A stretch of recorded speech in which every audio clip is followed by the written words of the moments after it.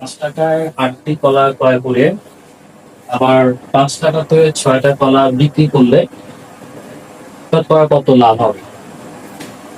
তো এই ধরনের যে গাণিতিক সমস্যাগুলো, এগুলো আসলে মূল যে সমস্যাটা যেখানে হয়, সেখানে হচ্ছে এই টাকা আর সংখ্যা যদি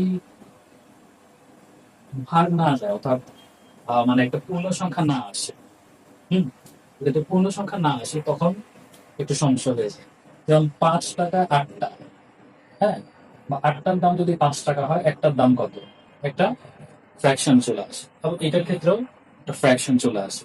তো ফ্র্যাকশন সলিউশন করার সময় সলিউশনটা অনেক বড় হয়। কিন্তু এখানে একটা জিনিস যেটা একদম কোর বেসিক, যে এই জায়গাটাকে আমরা এই যে টাকা, এই জায়গাটাকে আমরা ইচ্ছা মতো ফিগার ধরে এই ধরনের প্রবলেমগুলো সলিউশন করতে পারি। কিরকম? ৮ আর ৬, ৮ আর ৬ দিয়ে ভাগ যায় এমন একটা ডিজিট, ওটাকে আমরা টাকার অংশ নিব। সে ৮ আর ৬ দিয়ে ভাগ যায় ২৪।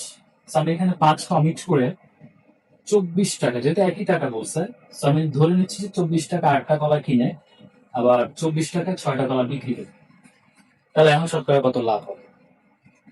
এখন এটা কিভাবে ইজিয়ার হয়ে যায়, যে ৮টা কলার দাম যদি ৳২৪ হয়, তাহলে একটা কলার দাম ৳৩, তাই না?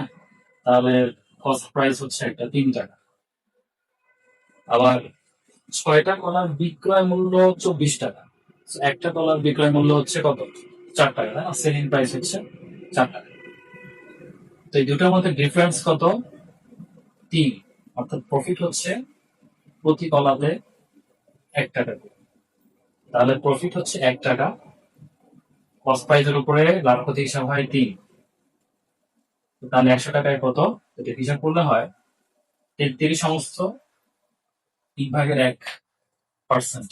এই ম্যাথটা আসছে এবারে এনটিআরসি এ, এনটি আর সিএ স্কুল, স্কুল পর্যায়ে ১, ২০২৪। এই ধরনের সমস্যার ক্ষেত্রে যদি আমার ফ্র্যাকশন চলে আসে, তো ফ্র্যাকশনটাকে অমিট করে আমার পূর্ণ সংখ্যায়, পূর্ণ সংখ্যায় যদি কনভার্ট করতে পারি, সেক্ষেত্রে ম্যাথগুলো করা ইজি হয়ে যায়।